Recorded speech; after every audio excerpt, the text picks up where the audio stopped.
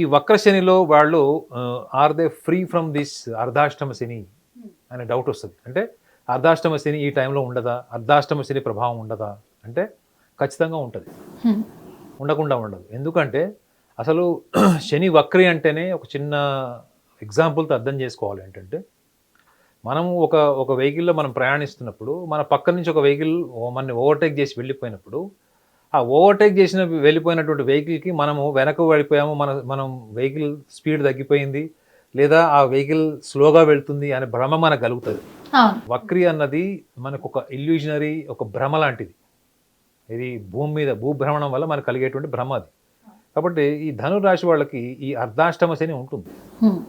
ధనురాశి వాళ్ళకి అర్ధాష్టమ శని ఉంటుంది. మేషరాశి వాళ్ళకి ఏలినాటి శని కంటిన్యూ అవుతుంది. మిథున రాశి వాళ్ళకి దశమ శని ఉంటుంది. కన్యా రాశి వాళ్ళకి సప్తమ శని ఉంటుంది. వృశ్చిక రాశి వాళ్ళకి పంచమ శని కూడా ఉంటుంది.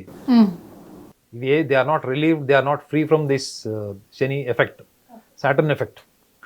అయితే వక్రిలో ఏంటంటే తిరోగమనం. శని మీనరాశిలో ఉన్నాడు ఇప్పుడు. మన 30వ తారీఖు మార్చి నుంచి మీనరాశిలో ప్రవేశించాడు. ఇప్పుడు తిరోగమనం ఏంటి, కుంభరాశి వైపు వస్తాడు.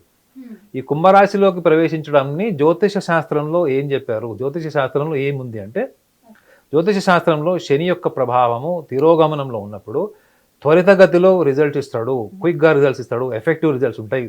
సో శనిగ్రహం ఏంటంటే physical discipline as well as mental discipline రెండింటినీ ట్రైన్ చేసేటప్పుడు చాలా నిర్దాక్షిణ్యంగా ఉంటాడు. కాబట్టి కఠోరమైనటువంటి కఠినమైనటువంటి పరీక్షను ఇస్తాడు. వక్రిలో ఉన్నప్పుడు ఈ ధనుర్రాశి వాళ్ళు కూడా గమనించాల్సిన విషయం అదే. ఈ ధనుర్రాశి వాళ్ళు కూడా ఏంటంటే వీళ్ళు ఎక్కువగా వీళ్ళలో 2 లక్షణాలు మీకు కనిపిస్తాయి మేడం.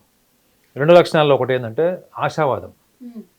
ఎప్పుడు కూడా జీవితంలో ఏదో చేసేటప్పుడు ఎప్పుడు ఆప్టమిస్టిక్ ఉంటారు వాళ్ళు. అరే ఎన్ని ఫెయిల్యూర్స్ వచ్చినా ఫోన్లే కల్ అప్నానైతే పర్సు అప్నావంగా, అంటే ఇవాళ మంది కాదు కానీ రేపు మనది అవ్వచ్చు, ఎల్లుండి మనది అవ్వచ్చు అంటే ఆశావాదంతో ఉంటారు. మళ్ళీ ట్రై చేస్తారు.